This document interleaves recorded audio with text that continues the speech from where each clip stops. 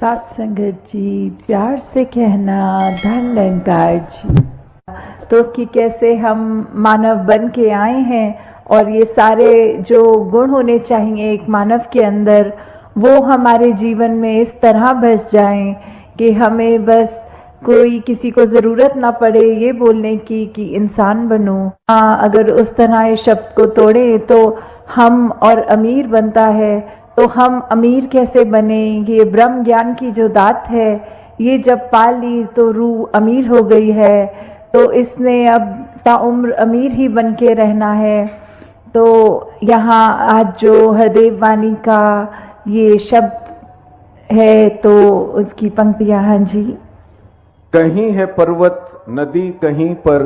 रेती है, समुंदर है, कितने कितने रूप हैं, फिर भी धरती कितनी सुंदर है। तो किस तरह ये जो हमारी धरती है इतनी सुंदर है, पर्वत भी है, इसमें रेत भी है, पानी समुंदर के तरह, किसी नदी की तरह, या कितना सारा अलग तरीके से पानी भी जहाँ है, तो इतनी भिन्न भिन्न तरह से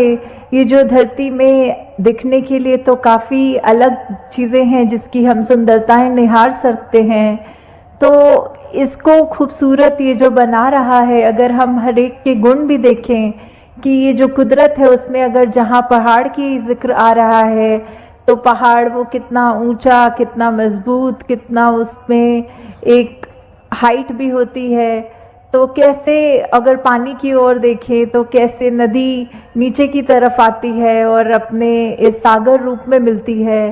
कैसे जो रेत होते हैं ये हवा के साथ मिट्टी की जब बात आती है, तो धरती में कितनी खूबसूरती है, हर एक चीज़ की अपने आप में कितने सारे गुण हैं। फिर भी ये आपस में जब रहते हैं आपस में टकरार नहीं करते, और कैसे हम इंसान इसी धरती पे जब आकर रह रहे हैं तो ये सब चीज़ें हमें दिख रही हैं पर हम इसको खराब करने की ओर लगे हुए हैं। ऐसे ही अगर हम अपने मन की तरफ भी झांकें कि कैसे हम एक इसमें संसार में आए तो हैं, चाहे कोई कैसा है, किसी का हमसे फ़र्क है, चाहे कोई दिखने में हमसे अलग है, चाहे वो भोजन अलग तरह का खाते हैं, हम अलग तरह का खाते हैं, या कोई भी ऐसी बात जो हमको एक दूसरे से वो फ़र्क दिखाती है, तो हम अगर उस फ़र्क को फ़र्क की तरह ना देखें, हम उसको ये माने कि जैसे ये संसार में यूनिटी इन डाइवर्सिटी की बात है, ये जो भिन्न भिन्न प्रकार के जो फूल हैं उनकी अपनी अलग महक है, तो कैसे हर एक चीज़ जो दूसरे से चाहे कितनी भी अलग दिखती है उसकी रिस्पेक्ट इस तरह करनी, उसका सम्मान इस तरह करना कि ये बिल्कुल हम जैसा है, हमें तुच्छ भाव से नीचे दृष्टि से नहीं देखना, हमको उसकी जो भी खूबसूरती है, जो भी गुण है उस व्यक्ति में भी, वो गुण सिर्फ ग्रहण करने हैं। हाँ जी।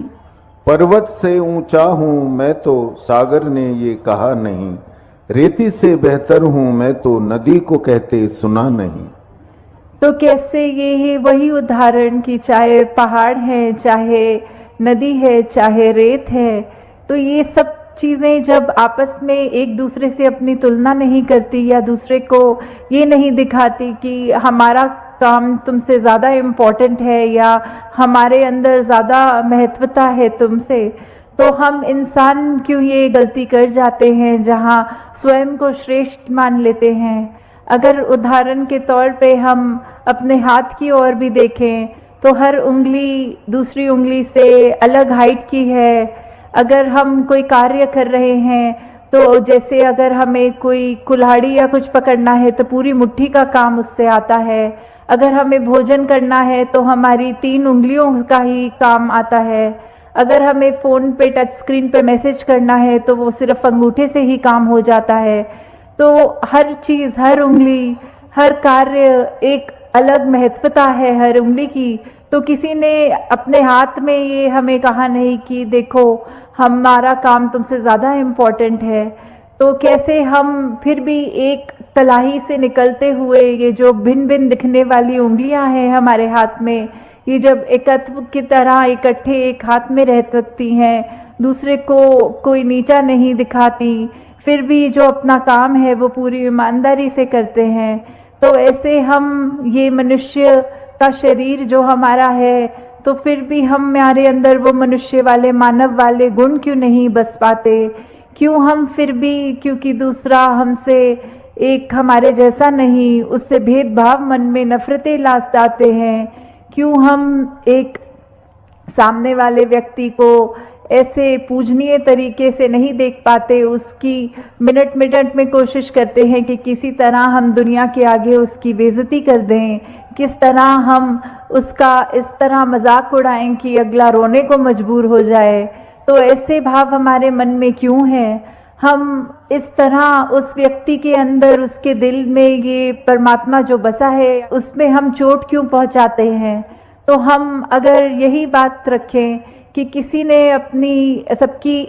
जो भी इम्पोर्टेंस है वो तो हर एक का कार्य, हर एक को यूनिक है। ये परमात्मा ने हर एक को बनाया है, हर एक की शक्ल अलग दूसरे से है। हालांकि ये जो फिंगरप्रिंट्स की भी बात आती है कि किसी का एक अंगूठे का निशान दूसरे से नहीं मिलता, परमात्मा ने तो हमें इतना खूबसूरत, इतना हमारे अंदर अलग अलग गुण बसाए हैं। तो फिर हम हर एक के उन गुणों को गुणों की तरह ही देखें, उससे नफरत करने के लिए, उससे कोई वैर विरोध की मन में भावना रखने के लिए उसको उस तरह देख के या नीचा नहीं देखें। हाँ जी। लड़ झगड़ के इस धरती का रूप बिगाड़ा इंसान ने, है अफसोस के मानवता को खूब उजाड़ा इंसान ने। कि कैसे धरती तो परमात्मा ने इतनी सुंदर बनाई है, इतना कुछ है जो हमको कार्य में उपयोग की तरह आता है, इस धरती से ही निकला हुआ, और फिर भी हम इंसान ये धरती को उजाड़ने चले हैं। और उजाड़ा भी हमने कैसे है कि हमारे ये मन से ही ये नफरत की बात जब आई, हमारे मन में अच्छे गुणों की बजाय जब हमने ये बुरी बातों पे ध्यान ज़्यादा डालना शुरू किया, तो ये बुरी चीज़ें हमारे मन में, दिमाग में, व्यवहार में इस तरह हावी हो गई कि वो चीज़ें हमारे कर्मों के अंदर अब इस तरह निकलने लगी कि आपस में हमने सिर्फ जहाँ मन में नफरत थी तो अब वो कर्म से, अपने हाथों से लड़ाई झगड़ा भी करना शुरू कर दिया। और कैसे ये, चाहे परमात्मा ने धरती तो इतनी सुंदर बनाई, हमने कैसे